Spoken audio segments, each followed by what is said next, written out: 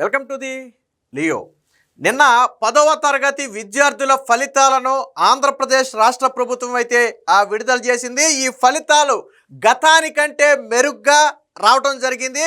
కీలకంగా ప్రభుత్వ పాఠశాలల్లో ఉత్తీర్ణత శాతం పెరగటంతో పాటు అత్యధిక మార్కులు సాధించిన వారి పర్సంటేజ్ కూడా పెరిగింది. దీని వెనక ఉన్నటువంటి ప్రధాన కారణం నారా లోకేష్ గారి కృషి.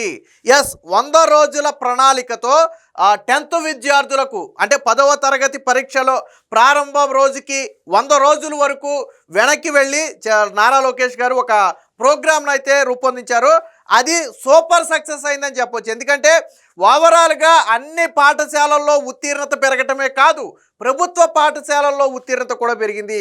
ఓవరాల్గా గతేడాది 81% ఉన్నటువంటి 10వ తరగతి ఉత్తీర్ణత ఇప్పుడు దాదాపుగా 85.5% పెరిగింది. అంటే దాదాపుగా 4 నుంచి 4.5% ఓవరాల్గా అన్ని పాఠశాలల్లో ఉత్తీర్ణత పెరిగితే, ప్రభుత్వ పాఠశాలల్లో గతంలో 72%గా ఉన్నటువంటి ఈ ఉత్తీర్ణత ఇప్పుడు 78.5%కి దాదాపుగా పెరగటం అనేది ఖచ్చితంగా శుభ పరిణామం. దీంతో 596-95 మార్కులు సాధించినటువంటి విద్యార్థులు కూడా ఉన్నారు. అంటే ఒక రకంగా ప్రైవేటు పాఠశాలల కంటే కూడా ప్రభుత్వ పాఠశాలల్లో వచ్చినటువంటి ఫలితాలు చాలా సుస్పష్టంగా ఉన్నాయి. 0 ఫలితాలు అంటే ఎటువంటి ఫలితాలు రాని 0 ఫలితాలు వచ్చినటువంటి పాఠశాలలు రాష్ట్ర వ్యాప్తంగా మనం చూసుకుంటే ప్రైవేటు పాఠశాలలు 11 ఉంటే ప్రభుత్వ పాఠశాలలు కేవలం 5 మాత్రమే ఉన్నాయి. వాస్తవానికి దాదాపుగా 8,000 స్కూల్స్ వరకు ఉన్నాయి. ఎయిడెడ్ కావచ్చు, గవర్నమెంట్ స్కూల్స్ కావచ్చు, 8,000 స్కూల్స్ ఉన్నాయి. ప్రైవేట్ స్కూల్స్ ఒక 5,000 సుమారు ఉన్నాయి. 8,000 స్కూల్స్ ఉన్నటువంటి ప్రభుత్వ పాఠశాలల్లో 0 ఫలితాలు వచ్చినటువంటి పాఠశాలలు కేవలం 5 మాత్రమే కాగా, 5,000 స్కూల్స్ మాత్రమే ఉన్నటువంటి ప్రైవేటు స్కూల్స్లో 0 ఫలితాలు వచ్చినటువంటి పాఠశాలలు 11 ఉన్నాయి. అంటే ప్రైవేటు బడులను మించి ప్రభుత్వ బడుల్లో చదివినటువంటి విద్యార్థులు అత్యధిక ఉత్తీర్ణత సాధించారు అని చెప్పడానికి ఇది ఒక నిదర్శనంగా చెప్పుకోవచ్చు.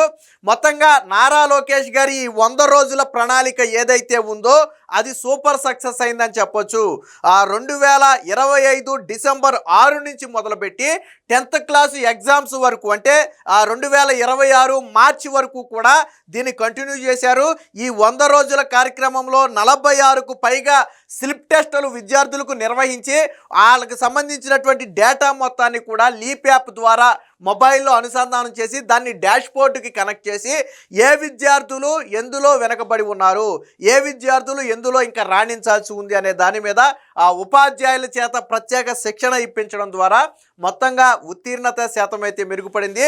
ఖచ్చితంగా రాబోయే సంవత్సరం 90%కి పైగా ఉత్తీర్ణత వస్తుంది. ఎందుకంటే దాదాపుగా 4.5 నుంచి 5% ఉత్తీర్ణత ఈ సంవత్సరమే పెరిగింది గత ఏడాదికి ఈ ఏడాదికి.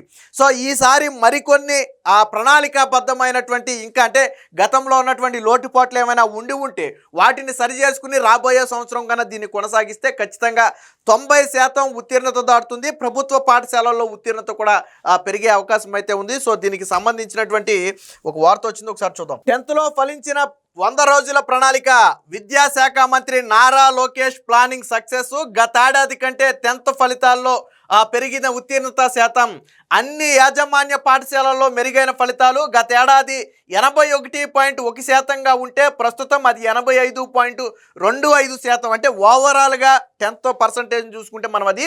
అలాగే బాలుర కంటే కూడా బాలికల ఉత్తీర్ణత శాతం ఈ సంవత్సరం దాదాపుగా 5.22% ఉత్తీర్ణత అయితే పెరిగింది.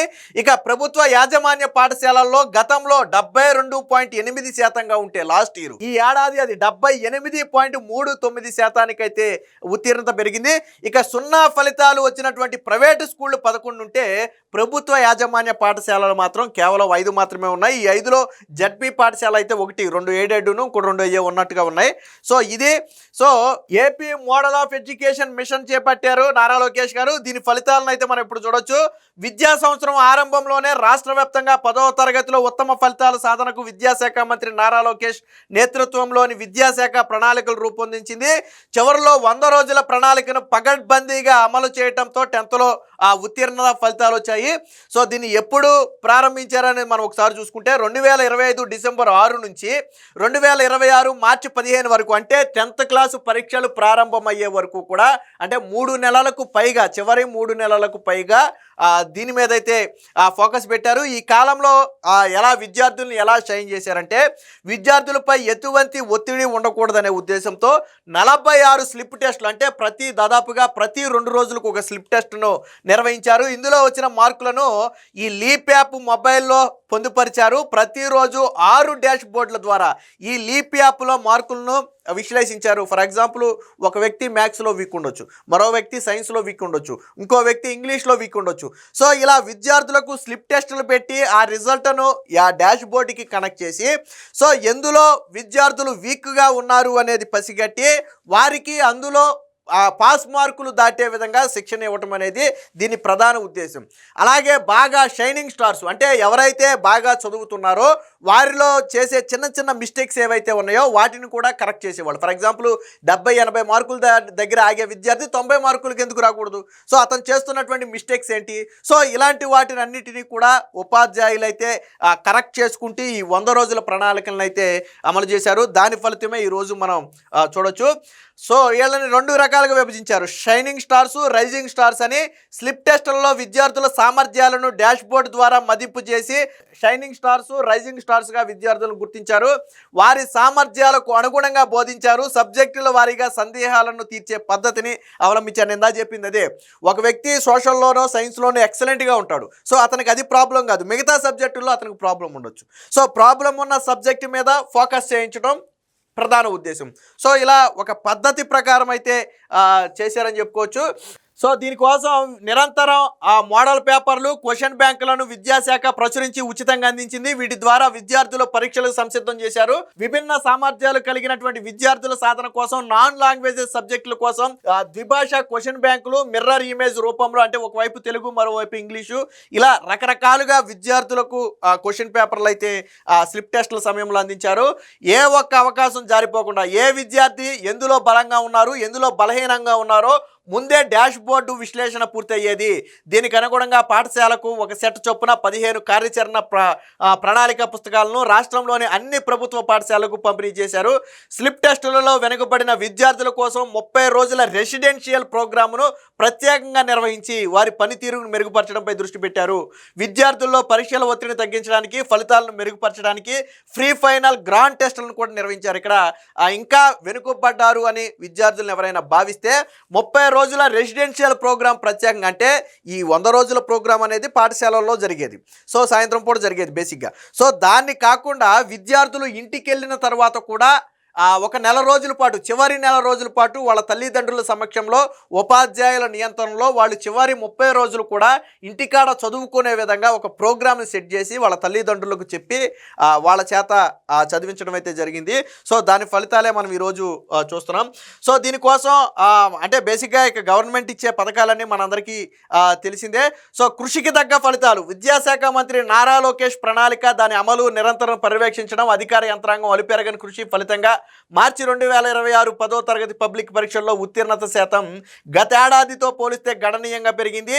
గత ఏడాది 81.1% నమోదు కాగా ఈ ఏడాది 100 రోజుల కార్యాచరణ విజయవంతమయ్యి 85.25% పెరిగింది. ఇక ప్రభుత్వ పాఠశాలల్లో అన్నిటికంటే గొప్ప ఏంటంటే, ప్రభుత్వ పాఠశాలల్లో ఉత్తీర్ణత దాదాపుగా 78-79% చేరుకోవడం. 72% నుంచి 73% నుంచి 78.5%, అంటే దాదాపుగా ఒక 5% పైగా ప్రభుత్వ పాఠశాలల్లో ఉత్తీర్ణత పెరిగిందంటే ఆషామాషి వ్యవహారం కాదు. సో లక్షలాది మంది 10th విద్యార్థులు 5% ఉత్తీర్ణత పెరగడం అనేది చిన్న విషయం కాదు. వాస్తవానికి నారా లోకేష్ గారి లక్ష్యం ఏంటంటే, ఈ 10వ తరగతి ఉత్తీర్ణత శాతం అనేది గణనీయంగా పెంచాలి. సో ఈ 5 ఏళ్లలో ఏపీని ఎడ్యుకేషన్కి ఒక మోడల్ హబ్గా తీర్చిదిద్దాలి అనేది ఆయన లక్ష్యం. దానిలో భాగంగానే ఆయన చేస్తున్నటువంటి ప్రయోగాలన్నీ కూడా సత్ఫలితాన్ని ఇచ్చాయి. ఇక బాలుర కంటే, అంటే అబ్బాయిల కంటే ఎందుకంటే అమ్మాయిల ఫలితాలు దాదాపుగా 5.22% అధికంగా గత ఏడాదితో పోలిస్తే ఈ ఏడాది అమ్మాయిల పర్ఫార్మెన్స్ అనేది కొంచెం ఎక్కువగా పెరిగిందని చెప్పవచ్చు. ఇక ప్రైవేటు కంటే ప్రభుత్వ పాఠశాలల్లోనే ఆ ఫలితాలు అనేవి చాలా మెరుగ్గా ఉన్నాయి. మొత్తంగా 12,089 పాఠశాలలు ఉంటే అందులో ప్రభుత్వ యాజమాన్య పాఠశాలలు 6,785, ఎయిడెడ్ స్కూల్స్ 260, కానీ ప్రైవేట్ స్కూల్స్ కేవలం 5,044 మాత్రమే. వీటిలో 0% ఫలితాలు వచ్చిన పాఠశాలలు మొత్తం 16. ఈ 16లో 11 పాఠశాలలు ప్రైవేటు పాఠశాలలే. రాష్ట్ర వ్యాప్తంగా 16 పాఠశాలల్లో 0 ఫలితాలు వస్తే అందులో 11 ప్రైవేటు పాఠశాలలు కాగా 2 ఎయిడెడ్ పాఠశాలలు, 2 ఆశ్రమ పాఠశాలలు, 1 జిల్లా పరిషత్ హై స్కూల్ ఉంది. అంటే మొత్తంగా చూస్తే యాజమాన్య పాఠశాలల్లో 0 ఫలితాలను కనుక మనం తీసుకుంటే ఈ ప్రైవేటు పాఠశాలల కంటే కూడా ప్రభుత్వ పాఠశాలల్లో తక్కువగా వచ్చాయి. అంటే దీని అర్థం ఏంటంటే ఈ ప్రభుత్వం చేసినటువంటి కృషి, నారా లోకేష్ గారు చేసినటువంటి కృషి అనేది ఖచ్చితంగా సక్సెస్ అయింది అని చెప్పొచ్చు. మొత్తంగా విద్యాశాఖ మంత్రిగా నారా లోకేష్ గారు సక్సెస్ అయ్యారు అనేది ఈ 10th ఫలితాలను బట్టి అర్థమవుతుంది. రాబోయే రోజుల్లో మరికొన్ని మార్పుల ద్వారా ఈ ఉత్తీర్ణత శాతాన్ని పెంచే అవకాశం ఉంది. ఏది ఏమైనా మొత్తంగా ఆంధ్రప్రదేశ్ విద్యా వ్యవస్థలో మార్పులు మొదలయ్యాయని స్పష్టంగా అర్థమవుతుంది. Please subscribe to Leo news for more videos.